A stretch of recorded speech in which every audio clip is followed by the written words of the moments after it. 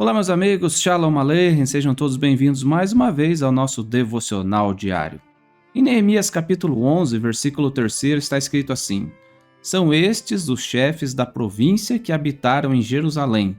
Porém, nas cidades de Judá habitou cada um na sua possessão.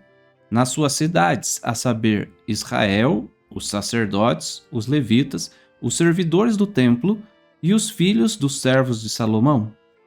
Quando lemos este texto, nos parece que não há grandes reflexões a se tirar daqui, mas sempre podemos aprender algo relevante. O texto fala de nas suas cidades, a saber, Israel, os sacerdotes, os levitas. Diferente do que muita gente possa pensar, os sacerdotes não viviam todos em Jerusalém, ou somente em Jerusalém, trabalhando no templo. Eles e os levitas habitavam em diferentes cidades de Israel. Isso desde que eles entraram na Terra Prometida. Se você ler em Josué capítulo 21, versículo 1 em diante, fala disso. Então se chegaram os cabeças dos pais dos levitas, a Elazar, o sacerdote, e a Josué, filho de Num, e aos cabeças dos pais das tribos dos filhos de Israel, e falaram-lhes em Siló, na terra de Canaã, dizendo: O Senhor ordenou, por intermédio de Moisés, que se nos dessem cidades para habitar, e os seus arredores para os nossos animais. E os filhos de Israel deram aos levitas da sua herança, segundo o mandado do Senhor, estas cidades e os seus arredores.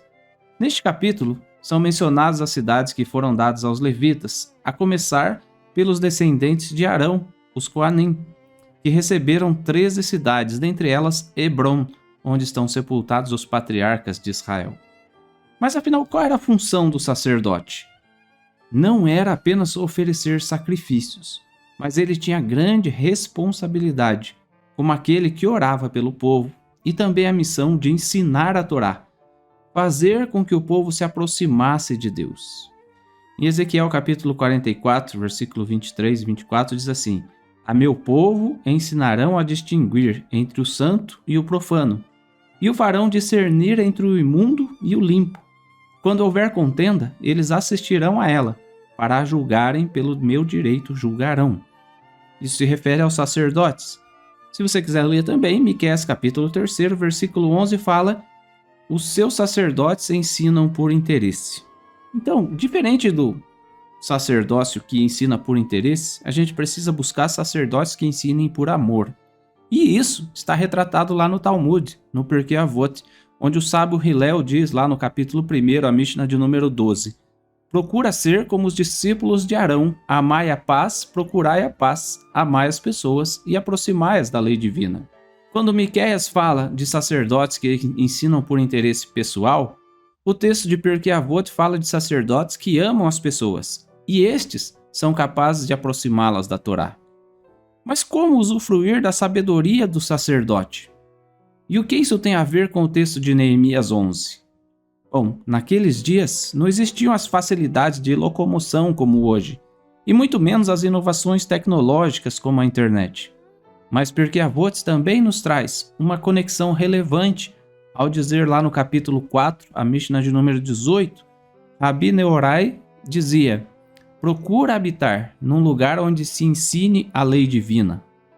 Não penses que a ciência correrá para ti, ou que os teus colegas a porão ao alcance da tua mão, e não te fies só na tua inteligência. Quanto mais longe você viver do sacerdote, mais difícil será para aprender da Torá.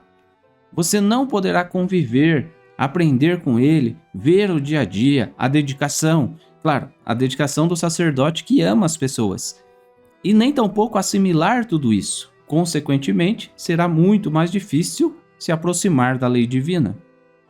Quer dizer que eu tenho que ser vizinho do meu sacerdote? Bom, se possível, sim. Mas podemos usar a tecnologia a nosso favor. Quanto mais você se aproximar, assistir às aulas, conversar, fazer amizade, tiver respeito, mais poderá aprender. Talvez você diga: mas eu não quero incomodar. Meu sacerdote já é tão ocupado. Saiba que há uma grande diferença entre aqueles que incomodam de fato para aqueles que desejam aprender com sinceridade. Estes sabem respeitar horários, sabem honrar, aprendem e colocam em prática o que ouviram. E para um sacerdote genuíno, a melhor recompensa de seus esforços é ver as pessoas cumprindo o Torá. Busque estar perto, orar pelo seu sacerdote e cultive uma relação com Deus de proximidade. Assim você vai aprender, mas saiba que, para isso, é preciso tempo. Ao menos 5 minutos para Deus. Shalom.